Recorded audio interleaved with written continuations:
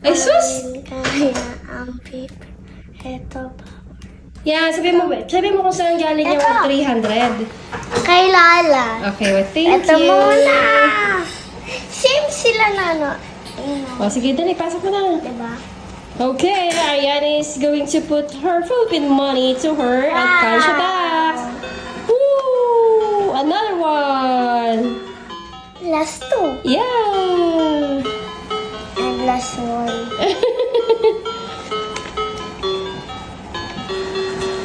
Wow!